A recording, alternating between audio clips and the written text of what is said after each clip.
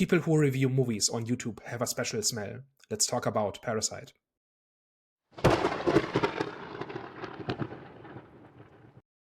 Hello, everyone. Welcome back. We are back, that I Have the Storm podcast. Today, we're doing a little bit of a twist to the Sunday reviews that we do on the Have You Seen series.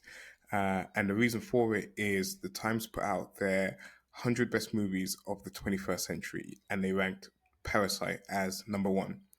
So, I hadn't seen it. Daniel, I know you've seen it previously.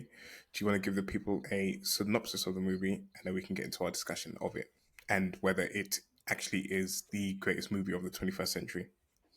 So I had seen it once before, about 2 years ago, but as I was watching it again to prepare for this, I realized that something was up, and what it ended up being was that I had seen the German dubbing 2 years ago, and some of the like I wasn't ready for to do better with this one, right? Because I think on my on my first viewing, I had some really big story problems with this movie, and basically said, look, there are just a couple of key points in this that just completely break the story, and I don't get why everybody kind of just overlooks that.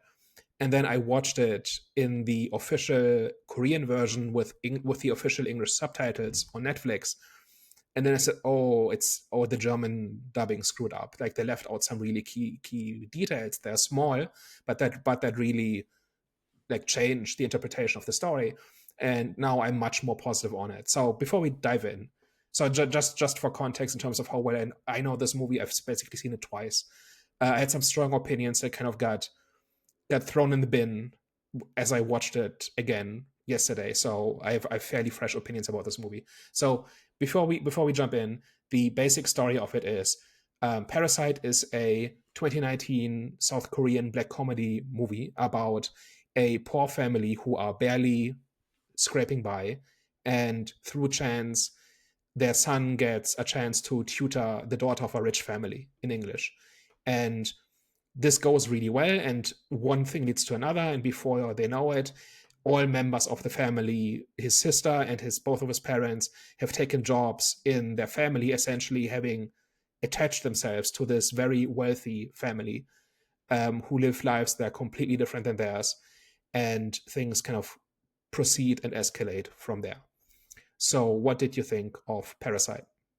So, I think this is actually a really good movie. It's actually a great movie. It's well made, both on the narrative level, on the storytelling level, and also it's done well in its messaging as well. And I think there's a lot of themes and there's a lot of sub messages within this. And again, this is just my first viewing, so I didn't pick up on absolutely everything. And I know that there's going to be a lot of stuff that is looked past or missed in our discussion that was there in the movie, but from initial viewing, I could just recognize how well the story played out, as well as a lot of like the subtleness to the way that the film was directed, a lot of the subtleness to the way that you know sequences played out and how it was shot, etc.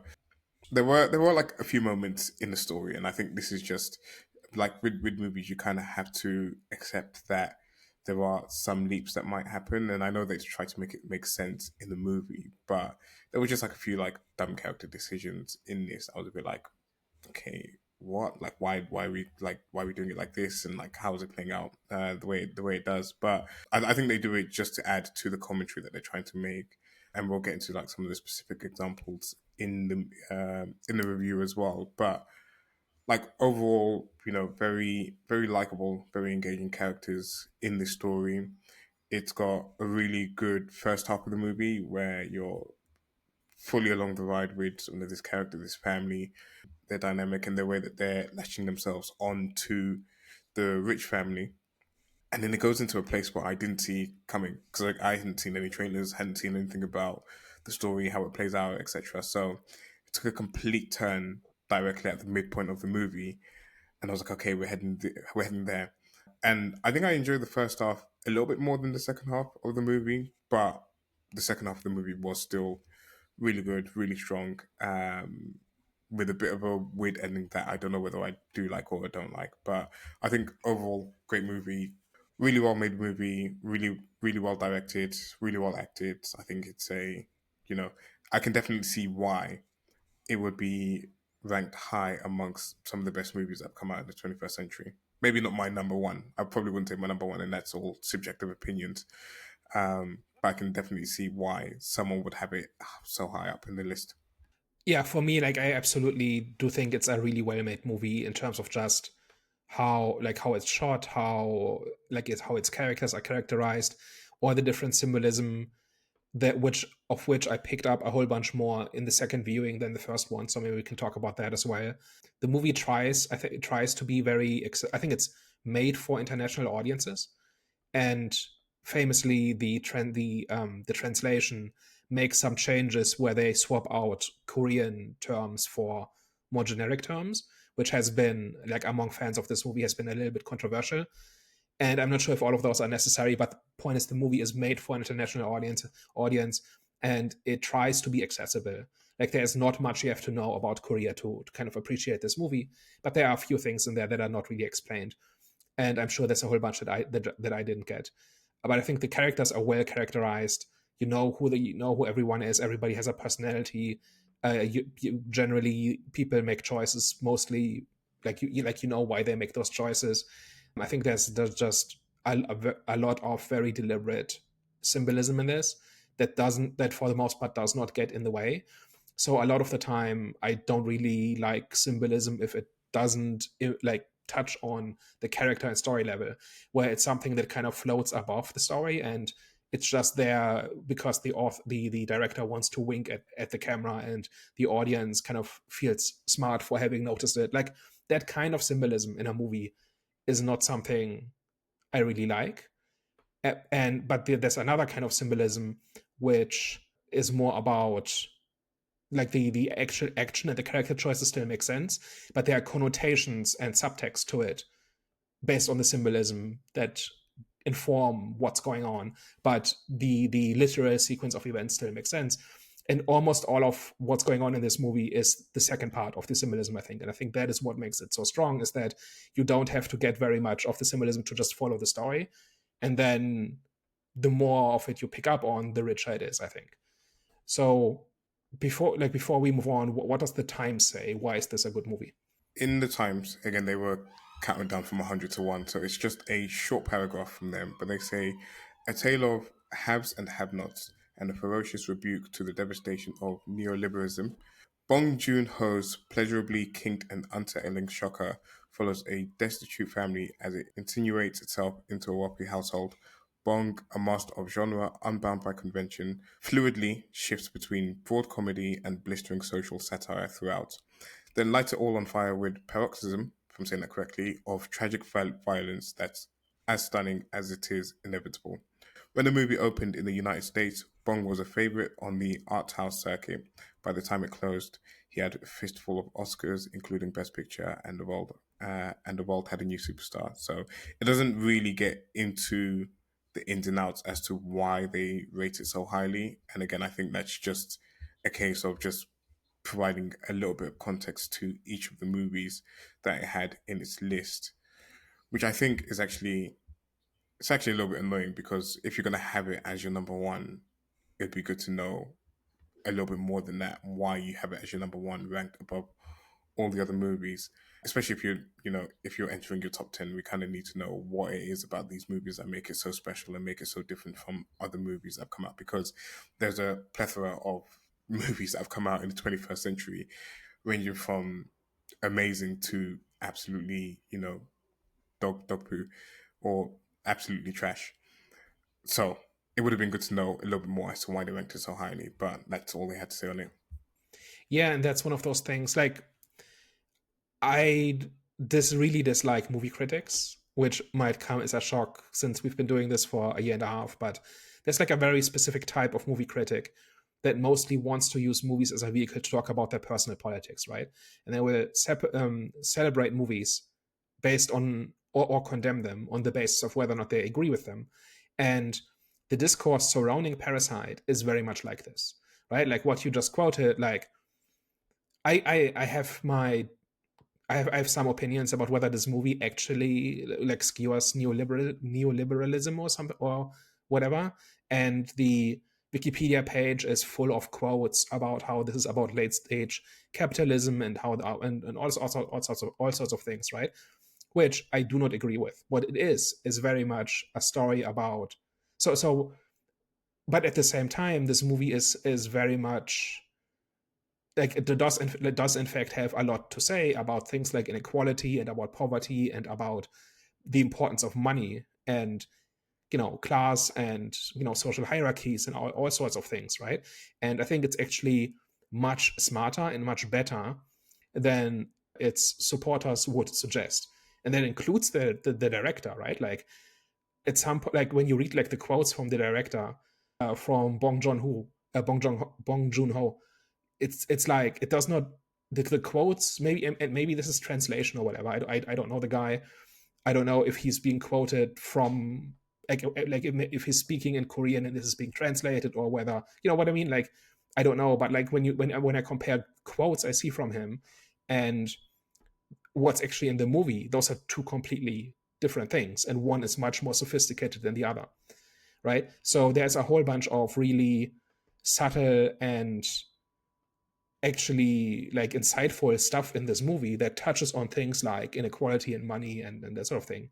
So the movie, like just to give one example, like one of the things, like if you talk to like people who care about like earning money not for the sake of being rich but for the sake of like having a better life, right? Like escaping poverty, that sort of thing, they will talk about how expensive it is to be poor, right? Because you basically you have to constantly build your life around what you can afford right now and what opportunities you have right now.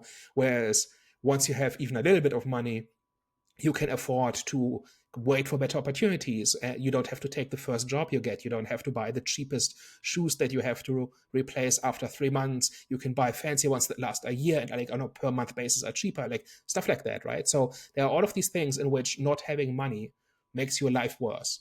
And one of the ways it does that is by making everything more expensive. And like the irony is that not having money makes everything more expensive because you don't have options. And then you have to spend so much time and energy of your life just on keeping your head above water that you don't have time and energy to do anything else. And once you have even a little bit of cushion, suddenly the world looks very different. And that, I think, is very much what this movie is about. So as an example, the movie basically starts off with they have applied, like the Kim family has applied to this job to fold pizza boxes, right, for not very much money, and they are waiting for the email telling them whether or not they've gotten the job. But to get the email, they need to have Wi-Fi, and to have Wi-Fi, they need to find the one spot in their apartment where they can tap into their neighbor's Wi-Fi who forgot to put a password on it, and then their neighbor did put a password on it, so have to find a different one who hasn't secured the network yet. And all of this is just to get an email, right? Four people are spending like several minutes of the movie just trying to get a network to see if they've got email. And that is like the first example of how difficult it is to not have money. Because if they could just afford proper internet, none of that would be an issue. It wouldn't even cost that much, right?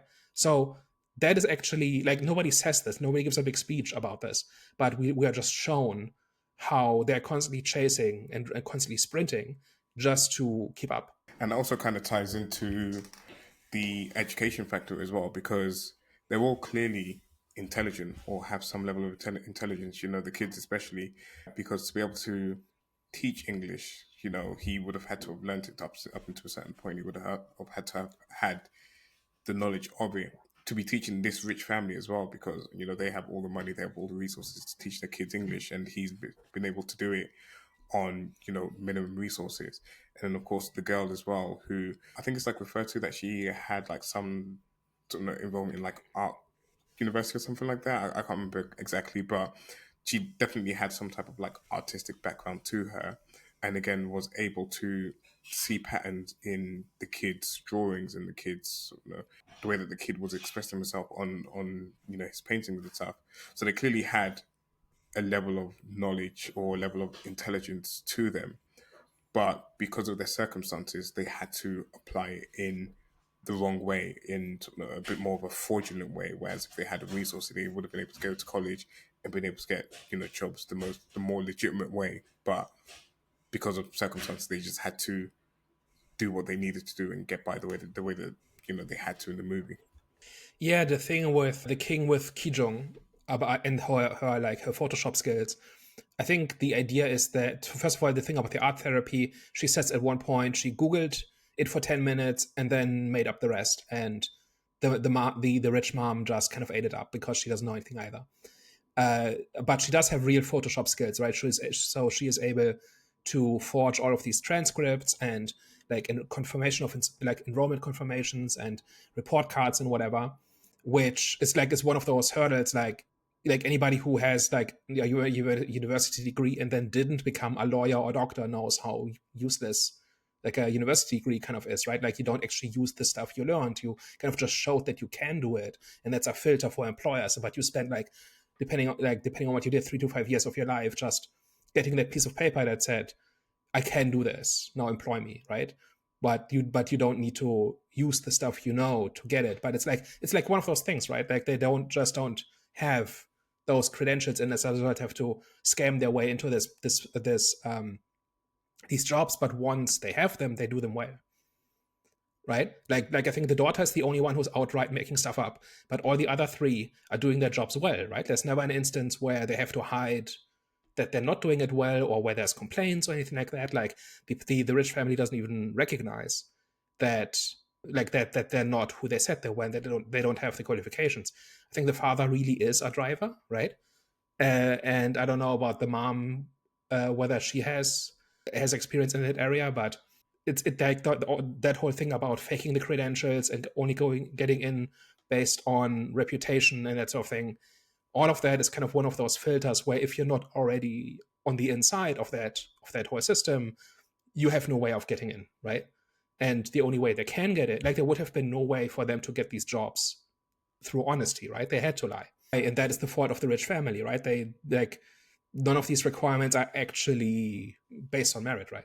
And I was going to say as well, it's kind of funny how the mother just kind of disregarded these documents. So they went through all of the effort, anyways, to forge the documents, and she didn't even check them because he was referred to her by the previous instructor that they had, and that pretty much goes with all of the jobs that they managed to get. They were all referrals, and it was based on, okay, I know this person, and this person is of a certain status and is of a certain class, and it kind of shows almost like another sort of invisible barrier that people have, is that even when you do have the credentials, even when you do have the experience, quite often it's a case of who you know and what you know, as opposed to, no, it's a case of who you know as opposed to what you know, because he could have very well had the right level of education and the right sort of certifications for the job.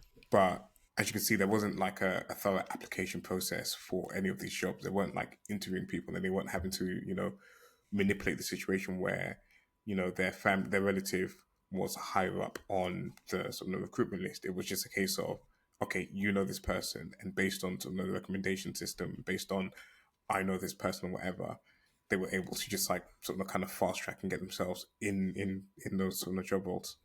Yeah, absolutely. So yeah, so the movie is like really like scattered with all of these little obstacles that they have to overcome, right? Another one is like this idea of verticality, like of staircases and of levels, right?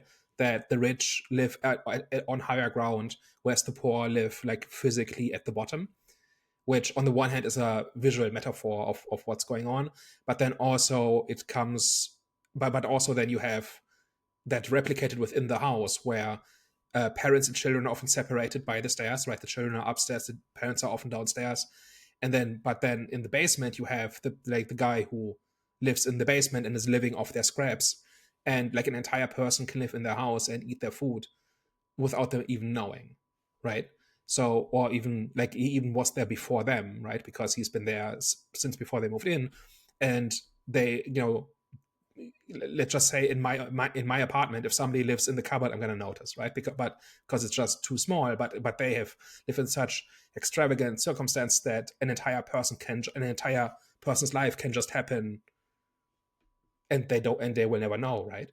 And then that entire thing about the verticality and the stairs comes comes to a head when the monsoon happens, and the rich families and the poor families' experience of what like a storm is like is completely different, because they not only it's not only just about elevation, it's also about drainage, and like the entire infrastructure is there to reward the rich people and to punish the poor people, right? Because the water ends up at the bottom, because that's kind of what water does. And so for the Kim family, the monsoon is an existential crisis that essentially makes them homeless, and ends up with them spending the night like in a like in an emergency, like you know emergency shelter. Whereas for the rich family, it basically meant just cutting their camping trip short, and they're not happy about it, but it's a minor inconvenience as opposed to an existential threat. And add that to the literal shit that was like flying up out of the toilet because of the Yeah. drainage. It just kind of added to the metaphor there as well. Yeah, so on that level, like the movie is, I think, is really well constructed, really deliberate, really thoughtful, really nuanced. And then I see things like, oh, this like is about late stage capitalism, and no, not really. Like late stage capitalism means that kind of capitalism is kind of a failing system that's kind of running on fumes, and it's going to collapse at any moment. But that's not what happens in this movie, right? Like this, or it does not say that this is unsustainable what they're doing. Like one of the things that kind of struck me in this movie, and I didn't get on the first viewing, but that kind of clicked into place on the second viewing, is that since we're so used to Western movies, especially American movies, we're used to very specific portrayals of rich people, right? Especially like in the past decade, right? So Exhibit A is that unicorn movie. Yeah, so Death of a Unicorn also has like a very rich family, and they're like complete jerks, right? They're not only out of touch, they're just narcissistic and aloof and just nasty and selfish and greedy. The Parks family is not like this. I mean, like they're a bit clueless, they're a bit spoiled, but broadly they are fairly normal, fairly nice people, right? So like they the wealth of this family does not come from exploitation. It does not come from scamming somebody. It does not come from directly exploiting somebody. The guy has just a high paying job at like some big company. He's like a graphic designer or something, and he just gets paid a lot, and that's it, right? And as I think the first time I watched this movie, I kept looking for the proof of why these are bad people, and it never came. And then about halfway into the movie, the Kim Chong Suk, the mother, right, says, "Of course they're nice people. They can afford to be. You need money to be nice." And that is not a sentiment you would get from a Western movie. What No, did you for think when you saw that scene when this sentiment was expressed? Did you buy it? Were you surprised? Did it come out of left field? What? yeah, I was trying to like kind of I was trying to understand what she was trying to get at in that, because she has all this money. Well, essentially, it was saying because she has all this money, they don't have like the same level of worries and same level of stress, so that they're able to just be nice because they're comfortable. Again, it comes with the fact that being poorer means life's a little bit more stressful. You're more stressed about many different things, so you're a little bit less nicer. And I don't think that's true, because you have good and bad people on both sides of the class system, whether you're poor or whether you're rich. But I think this movie actually, for me anyways, showed a little bit more of a, not darker side, but a little bit more of a crabs in a bucket type mentality between the poorer people, especially when you get to the Parasite family and the Basement family. And sorry to call them that, I'm not good with the names, but they have an opportunity where they've each discovered a secret about each other, and instead of working together to try to maintain this lifestyle that they've both attained for themselves, where this family have this kind of increase in money and increase of wealth, because they've all managed to get they've all managed to leech off of the rich family, and her taking care of her husband who's in the basement, who she's been doing that for the past however many years, instead of recognizing that they're both almost like feeding off of the host, and they're both feeding off of the host and benefiting from it. they kind of look at it as they both can't have it, and they essentially fight each other for who remains essentially in the household, and who remains as I'm gonna keep using the movie reference here, but who remains as the single parasite host to the rich family, as opposed to coming to some type of agreement where they can both take care of each other and they all win, essentially. And that kind of speaks to a crabs in the bucket mentality, where you're instead of instead of working together to attain the wealth that you both desire, or to put yourself, or attain the goals that you want, you're doing stuff to spite others, and you're being selfish about it. And there's even that comment where the father made the parasite father the parasite family's father made, where he had like a moment of reflection about the previous driver and what he was up to and what he was doing, and they were like, oh, maybe he's got another job, he's young, and this that, and the other. But then the daughter says, "Oh, like who cares about him?" Essentially, like look at the situation that we was in. Who cared about us? And like now, this is essentially about us. Like we don't care about anyone else. So it kind of speaks to just that whole mindset of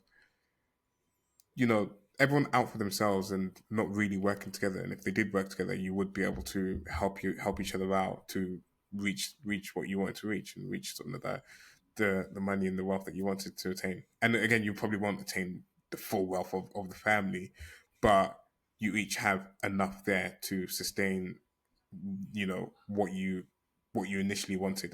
Essentially, I'm kind of effing up that last part, but yeah, Yeah, I see it as less crabs in a bucket.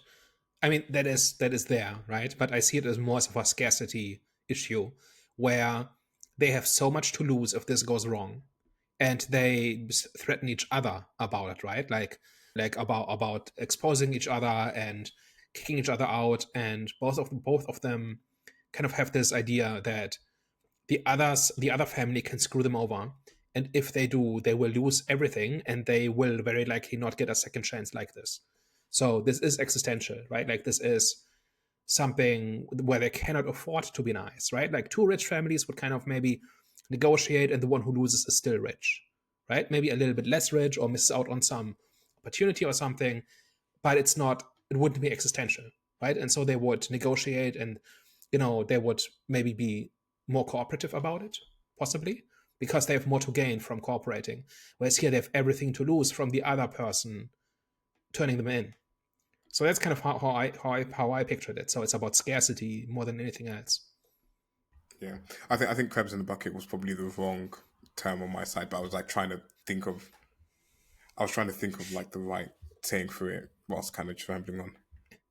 Yeah, I think crabs in the bucket refers to more like people holding each other back. Like somebody is not allowed to succeed because other people would rather see you not succeed than, like, they would rather keep you at their level as opposed to being happy that you succeeded at something. I think that's what I would associate with crabs in the bucket, and I don't think Yeah, that's happening here. But yeah, I think yeah, we're no, talking about agree. the same thing. So one of the things I've been going on about in various videos is the idea that good movies tend to change the rules at the 50% mark. And this is where I first experienced this, because this one has such a stark and drastic shift at the 50% mark, which is when the two families kind of find out about each other, and they're in this showdown in the abandoned house, and the rich family could come back at any moment, right? So that involves it being revealed that there's been somebody living in the basement, which I think is not foreshadowed at all. I think like even in two viewings, I've not picked up on anything. One thing that does happen is that a lot of the time, the camera will be centered on the staircase that leads down into the basement, and like two people are talking in the foreground, but there's space in between them, and that is filled by the staircase. So if you know what's coming, there's a little bit of foreshadowing, but I don't think it's ever foreshadowed that there is in fact somebody. Right? There's like food doesn't go missing, or people don't hear stuff at night, or like you could have sprinkled things throughout the first half of the movie where in hindsight you say, that's the guy in the basement. There's only one instance of it, and it's when the father of the rich family is talking about how they had to get rid of the previous housemaid, and he was saying, and he made like a comment about, oh, she was a bit greedy anyway. She always ate like she was eating for two people, and I think that's the only one that I remember vividly being a reference to someone being in the basement. Of course, you kind of like brush it off when you're watching it because you don't really expect it. You're kind of like taking it as he's making an offhanded comment about her, but actually, like that's the only one that I can remember, anyways, that refers to someone potentially being in the basement or someone else being there. Yeah, he says it about the housekeeper, Yeah, and yeah, he says it about the housekeeper, but she's the one that's getting the extra food to feed her husband in the basement. but she claims at least that she always bought his food with her own money, like at one point. So I guess so. She That would be interesting if did that she? is a lie. Yeah, yeah. So basic, so something like the Kim mom basically during the big showdown, she says something like, "Oh, you're like you know better than us. You're also stealing from them," and then the housekeeper says, "No, I always bought his food with my own money," and kind of left it for him to find, right? Which may like sounds now like it's a lie, like it's a rationalization. Yeah, it could be. It could be rationalization. It could be. Well, she left it. She left it for him to find, as in she left it in the house for him to As in find. she Did she bought write food that? for him from outside and then left it where he would find it, and that is how he like that's how he ate. He did not steal from the fridge. That's what she claims, Okay. at least. Now she may be Yeah, lying, but or she may be. but I was gonna, but I was gonna say there was an instance with the young boy where he was eating cake late at night, and then he essentially caught him coming up the stairs, and that's when he had that traumatic incident where his like eyes rolled back, and the whole episode with him started essentially. So that would indicate that he actually was in fact coming up and taking food or stealing food, or she was like helping him in certain ways, or they weren't. And maybe she was still buying food for him with her own money, but there was still a line being crossed on his part where he was coming out of the basement during the nighttime. Yeah, it's possible. But but I think the movie is meticulous enough that that contradiction means something. That either she is lying, or I don't know what. Like why would Mr. Park lie, right? Like he would just notice that more food was going missing essentially. So what's his agenda here? But what I was building up to is like how did you experience this twist, like this twist in the middle, where the movie kind of turns into a completely different movie and this big revelation happens? Yeah, I think it definitely upped the tension in the movie for sure. Because again, it seemed like everything was going fine with the family. At first, I was like, oh, they might recognize that. They look a little bit similar, or they have some resemblance or something like that, and that's how they might start to pick up on the fact that this family isn't who is they're saying they are. But that twist completely threw me for a loop. I didn't see it coming at all. And I think this is, and again, I said I think I preferred the first part of the movie more than the second part.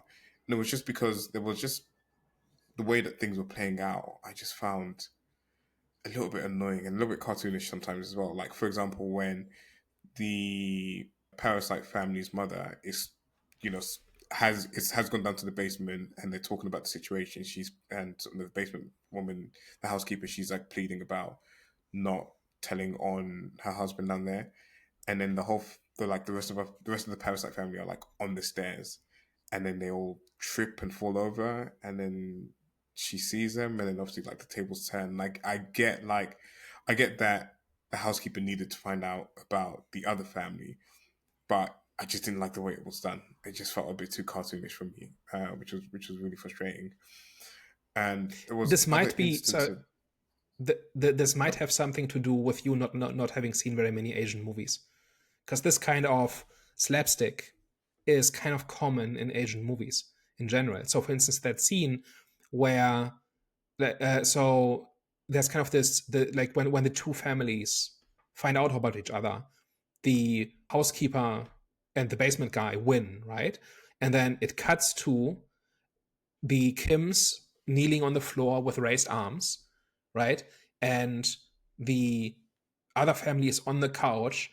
The wife is giving the guy a massage while quoting, like impersonating North Korean propaganda, and they are holding the phone up talking about how it's like a North Korean missile pointed at the Kims because with a push of a button they can destroy their lives.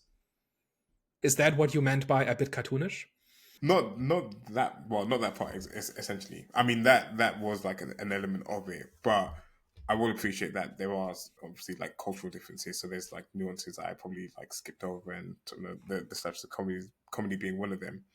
It's more like that whole a little bit exaggerated demeanor and like people like having very exaggerated emotions and so on. Like that is something that happens a lot in Asian movies, and it feels a bit weird and it feels a bit stilted when you're coming from Western movies, I think. But yeah, like that part kind of like that's just how it goes.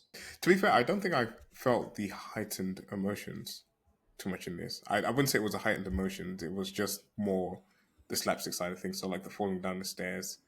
It was also the way that they were like going about and hiding around the house, and I think that was more frustration as to you're making the dumb decisions each and every time. And I felt it was a bit contrived as well at certain times about how things are playing out. So, like for example, the parents deciding to sleep on the sofa randomly when it wasn't like a common behavior that they did.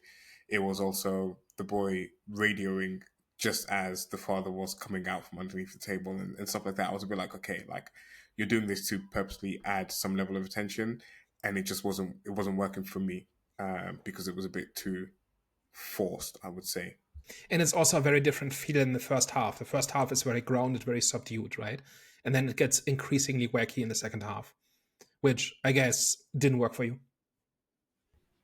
Not completely. I'm not going to say it didn't work at all, but it just kind of brought the movie down a little bit from I was having such a great time with the first half of the movie, and then I was like, okay, this is good, and I'm just like now seeing how the rest of the movie plays out, and I feel like I'm like that with and I don't think it's just this movie. I feel like I'm like that with a lot of movies where I really do like the setup. I really do like the story that's playing out at the start. And it could be like an action movie, for example. And then it kind of turns into focusing more on the action side of things. And I'm just like, okay, not really having as much fun as I was, when we were setting things up, when we were setting up the story. I was going to say prime example is Jurassic World, but I didn't like anything about Jurassic World at all, to be fair. The story or the setup or the sort of dinosaur action at the end of it. But I think it's just like anytime it kind of leans into its more sort of like actiony, like not. I mean, in this movie it wasn't action, but when it leans in this movie, it leans more into like the wackiness and like silliness, and it starts kind of like playing out some like the tension scenes and stuff like that. That's when I just kind of retract a little bit from the movie. I'm like, okay, it's still good, but it's not what I'm here for. Speaking about exaggerated and wacky, like towards the ending, it kind of gets more and more intense, right? So, what did you think of like the final sequence? It's not quite the final sequence, but like that whole the birthday party and the killing spree and when the dad has to go into hiding and stuff like that. What was your thought on that? Yeah, that was another. That was another one where I was be like, okay, we've just like we've created a scenario where the final scene is going to play out. So I was be like, okay, like let's see how it unfolds. I thought it was okay. It kind of happened. No, I wouldn't say it happened all too quickly, but I was a bit like, okay, I don't know. I think I was a bit underwhelmed. Is what I'd say. I don't think I was like super impressed with the ending of it. I was a bit shocked that he stabbed the daughter and the daughter died. That for sure I was shocked by. And I actually liked that whole element of he hit sort of the main guy over the head with the rock, but he didn't die. And I was a bit confused as to why he didn't die first. But then another kind of like detail that I like picked up after the movie from like reading stuff was just about like the rock and like its hollowness and the fact that when there was a monsoon it floated and it shouldn't have floated if it was an actual rock. So there was kind of something up with that rock. So it wasn't an actual properly formed rock, which is why he was able to survive that. But I I think I didn't think pick I up was on that. just It's I didn't pick up on that. so It's so I don't know the symbolism of the rock, right? It's got some kind of cultural significance, and they talk about it when the friend drops it off at the Kims, right? And I'll be honest, I have no idea what this is, right? Like, but it seems to be some kind of a traditional thing, and it's certainly very expensive, right? Like, but it also looks very heavy. So I'm surprised that you say it's hollow, because, and I don't remember it floating. like in the monsoon. So like that's like one of the things that when they were like rummaging through this stuff, he was it like kind of like was raised above like the ground level. And again, I just like I need to Okay. double check that on the second viewing. But they also referenced it on the dream sequence as well. Because was it a dream sequence? Well, I mean, I think there was like a whole debate of whether he was actually dreaming or whether the ending actually happened when he actually buys a house. But when he places the That rock is in the that is a water, fantasy. yeah, That is a and that fantasy, definitely. yeah, and in that when he places the rock in the lake or wherever he places it, the rock actually sinks in that particular scene compared to some of the monsoon scene. So that again wasn't a detail that I picked out, but it was just like I was just doing some extra reading, and it was like an extra thing that I picked out. And I think the whole element of it was this rock was meant to bring wealth and fortune and stuff to the family. And I think where it pointed it out was that things started to go wrong when he threw the rock at the guy that was pissing outside of their apartment. And then that's when the whole plan and everything that they had going on started to unravel. So again, I don't know 100% the cultural aspect of it and cultural relevancy of it, but it was just like an interesting detail that was pointed out. In regards to the ending, I don't think I have like four, and maybe I need to like sit with it a little bit longer and properly think about it. But the whole time I was a bit like, okay, this is a bit underwhelming. Like he's like the daughter's died, he stabbed the father, and then that guy's died, and it was just like all kind of like really fast paced. And I was like trying to see the meaning and trying to find the understanding behind it. And I know the father had the whole spiel about nothing really matters, and there's like no point in having a plan because if you don't have a plan, you will never be disappointed. And also the whole element of nothing really matters. Like I could kill someone and like what really matters. So I know that there was a whole spiel, but I just kind of maybe missed the understanding and missed the relevance of the ending. Yeah, like to me, even having seen it twice, it seems like it unravels a little bit, right? There's pieces in it which are very clear, right? So for instance, when the daughter and the son both get stabbed, the the Parks could very easily take both of them to the hospital, right? Their car is big enough, they're right there, but they're not. They still view the Kims as servants, right? And their perspective does not exist to them. They don't even have contempt for them, they just don't exist, right? And that is why he insists that Mr. Kim throws him the keys, which then lands under the basement guy. So now Mr. Park has to confront the reality of what was happening when previously he has been ignoring him or like everything that was going on, but now he cannot help but engage with it because he has to physically go through him to get to the keys. So it's that stuff like that there. But that is one aspect where I think the metaphor works really well. But in terms of like why this escalates kind of in this violence, I guess it has to do with people being pushed too far. With Mr. Kim, there's definitely the thing about this whole idea of the smell, right? Like that no matter what he does, no matter how professional he is, no matter how good he is, he will always be, you know, the working class guy, right? Who smells bad because he has to take the subway. And the like the Mr. like the Parks are just casually like just bigoted against them because of this, right? Because they smell bad. That that is certainly there, and he certainly gets pushed too far at that point, and the stress of the situation kind of gets him to throw caution to the wind and just lash out, which I guess has to do with like people can only take so much, and there's no, you know, I'm not sure how to say it. People can only take so much, and it's not like there's anything else they could do because they're just being ignored anyway, right? So there's stuff like that certainly going on there.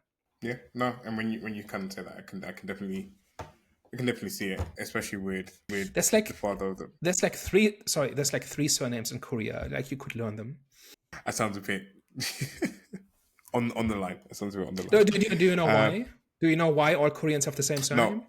wait, is that actually a thing? So Like, so it's like 80% of Koreans have like four surnames or something like that. So that's why Kim Park, Lee, and I think there's one other. Like almost all Koreans have the surname. The reason is that traditionally in Korea people didn't use surnames, but in like 200 years ago or 300 years ago, an emperor said everybody needs to get a surname, and almost every like people just picked a name. right, for their families, because they had to have one, but there was no real rhyme or reason. And so they picked just famous figures and and emperors that they liked. And most people kind of picked Kim, Park, and I think there's two others. And that is why, like, but it's not like everybody who's named Kim is related, but it's like a whole bunch of people picked Kim because that was a popular emperor like 300 years ago when everybody had to pick a surname. That is why there are four surnames in Korea. Good bit of history knowledge there, and I can only imagine how much confusion that must cause, because Mhm. how do you know who you're related to, and how do you not? How do you know who you're not? I guess obviously through conversation, but I mean it's just that's an extra step to try and figure out who you know and who you don't know. Yeah. So how did we get to this?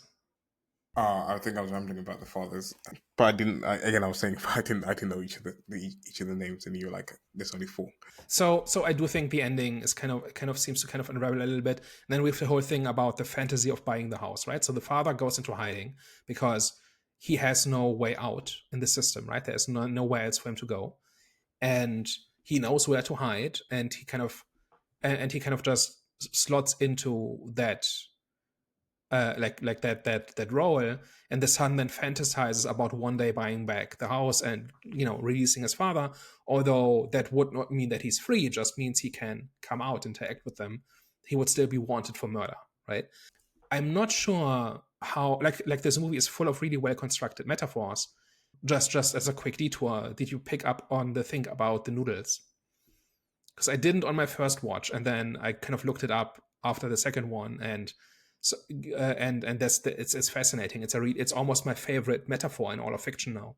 Yeah, I actually didn't pick it up when I first watched it, but I did read about it as well. And are you referring to the fact that the noodles is a dish that both the rich and the poor eat, but for the mother to kind of distinguish herself from the poor, she added the steak to it to make it a little bit more luxury.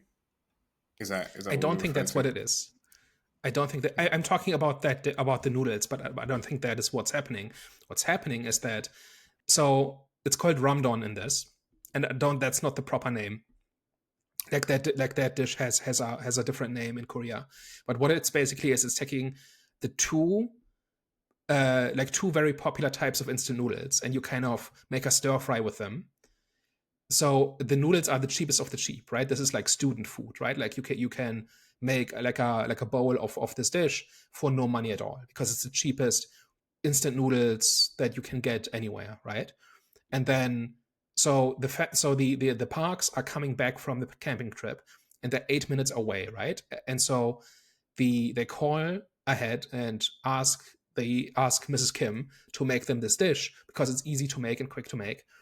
But they also have some sirloin steak in the fridge, so can she just throw that in? Now, it's not about snobbery. It's not about making it special. I think it's the exact opposite because in the subtitles, this is referred to as sirloin steak. But if you dig into it a little bit, this is actually like high end, fancy Korean beef. Like if you've heard of Wagyu beef, which is Japanese, which is one of the most expensive types of beef you can get, this is fancier. So they have essentially like the most elitist and expensive and exclusive food you can possibly have in Korea. They have it lying in their fridge, and they are throwing it in with these cheap instant noodles because the kid likes it, and then the kid doesn't even eat it, and then Mrs. Park kind of just eats it casually, like she's based like this probably costs like there's probably $100 of beef in there or something like that, and she just casually eats some of it and then kind of puts it away, not acknowledging the value of the food and not acknowledging the work that went into it. Actually, it doesn't even register what it took to make this. And on top of that, you have the contrast between the extremely cheap ingredients and the extremely expensive ingredients, kind of just thrown in there with no distinction made. That is kind of what's going on with this noodle dish. And so it's like this complete juxtaposition of money and value and how oblivious the rich family is to it. And then on top of that, also, the work that went into making it because somebody else made it for them, of course, right? So that is kind of like my favorite. like it's just a pitch perfect metaphor, like for the entire movie, right? Because it is not just about inequality. It is not just about like being exploited. Like nobody's being exploited here exactly, right? Like they're not very nice about it, asking the housekeeper to make the dish, right? But it's kind of still her job. Like so, like they're not complete. Like they're rude about it and they're entitled about it, but it's they're not out of line in terms of what they're asking. They're just completely oblivious about what goes into it, and they have no perception of anything outside their immediate concern. So that's kind of why this works as a metaphor, and that is why I think it's like a microcosm of the entire movie. I would say that that explanation works a lot better than what I'd read and what I'd seen online. To be fair, probably Yeah, should have come to you. people have a tendency to kind of run with this stuff in this movie, and a lot of the time they're kind of projecting their own thing into it. But I think what this movie is actually saying about, yeah, like about how kind of wealth kind of twists your perception of things, and how the world just looks completely differently based on whether or not you have money. That's much more interesting than just rich people bad. And it's kind of what we're used to from movies like this. And that is kind of why I like this metaphor so much. It's because it's not actually saying that, right? It's not like it is saying something a little bit more nuanced and sophisticated than just rich people bad. No, agreed, agreed. Is there anything else we wanted to touch on? I was just doing a quick detour because of how, like, because we were talking about metaphors, but just the very ending of it. It's basically like this. I'm not sure how, like, to me, I care a lot about endings. I care a lot about kind of the ending is kind of the punchline of the joke. It's kind of the exclamation mark at the end. And so it ends basically on the family having lost the daughter, and the father, is lost to them as well, right? Because he's in hiding. First of all, the hiding part, like logically in terms of each individual step in the plot, I understand why it's happening. I'm not sure how it fits into kind of the broader metaphor, because like the previous basement guy was hiding from loan sharks, right? So he borrowed money he couldn't pay back, and so he was hiding from that. So that was kind of self-inflicted. Whereas, and here, the Mr. Kim is hiding from like justice, right? He did in fact kill. He's not being accused of something he didn't do, right? He's hiding from justice in a way, which I think is a little bit of a different context. But it's well, you know what I mean. I don't quite, I haven't quite. It doesn't quite sing in my head yet. Like I suppose, like how this fits into the broader message of the movie, other than it is possible for him to hide because of how extravagant this house is. But that's kind of it. Yeah, I don't know, because I was like kind of thinking of along the lines of, the sum of your life choices means you end up, I don't know, like stuck in that Yeah, position if you haven't been able to find your way out. And then you have the son that's fantasizing. You have the son that's dreaming about going to school, getting his education, getting a good job, and being able to afford a house like that. But maybe in which he reality, never he will. just ends up, yeah. And then in reality, he just ends up like his father, stuck in the basement, stuck in that position in society, and not able to progress or not able to find his way out. And again, the whole like element of the ladder is that, or the stairs is that sometimes you'll be able to get a taste of the better life, of something a little bit better than what you're used to, but eventually you always have to go back down the stairs and like live in your reality essentially. So that's the only thing that kind of comes into mind when sort of trying to attach anything to that. Yeah, and there's also the question of whether he could have ended up anywhere else, right? Like if he actually did have options, if he did have a choice, or whether he was being railroaded into this kind of impossible situation in the first place. Yeah, so that is something I need to think about a little bit more. Most of the metaphor in this is very not necessarily obvious, but it's like very finely crafted, and it makes a lot of sense. And this is the one part where I say I'm not entirely sure about this. Last thoughts. Is this the greatest movie of the 21st century? I think that question is very subjective. I think it's very much down to individual and personal taste. So whoever put it at the top of their best movie list for the times, fair play to them. It's their prerogative to do that. For me, it's definitely high up there. It's definitely one of the better movies that I've seen, both in terms of its storytelling and both in terms of its messaging as well. But just in terms of personal preference, personal feel, I wouldn't say it's the greatest movie of the 21st century. For me, anyways, I think I definitely have a lot of other movies that I would enjoy a lot more. I think this movie probably would get better with a second viewing, where you're able to pick up more of the nuances once you know how the story plays out, once you know how it comes together. I think it probably gets a lot better, on second viewing. And there might come a point in time where I do give it a second viewing just to kind of see, if there's any clues, if there's any hidden messages or hidden, if there's any foreshadowing for what's to come in the movie at all early on. But I think this was it's actually a really enjoyable experience actually watching this. It's always good to get a fresh perspective on some of these like social issues, which again, it's commonplace around the world. It's things that are felt all over the globe, and just to see how it's portrayed and see how it's understood through different society and different cultures it's always fascinating. So it's interesting to see. So I appreciate it for that as well.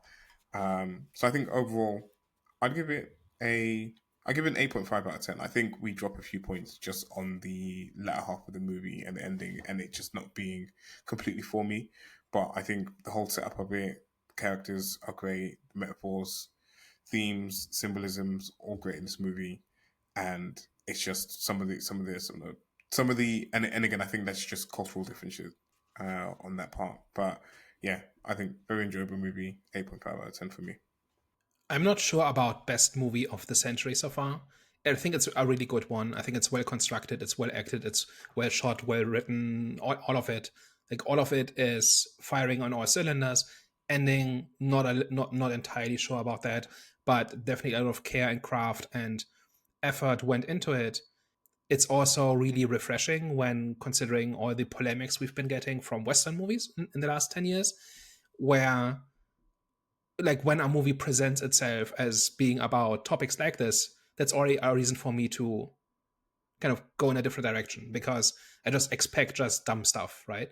And this movie shows that no, actually, if you actually do try and if you actually do put some thought into it, you can actually craft a good story that makes these points and that kind of explores these ideas through character actions and through that are supported by metaphors and all of that and allegories and whatever else, but it doesn't have to just be stupid, and you can and the more effort you put into that stuff, the more compelling it is, right? So it is on that level kind of refreshing. So good movie, even great, not sure about the best.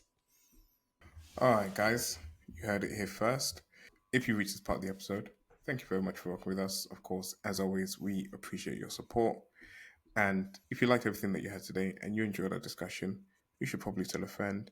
And if you hated everything and you thought we were chatting a bunch of nonsense, you should probably tell an enemy. We are the Eye of the Storm podcast. See you later. Bye bye.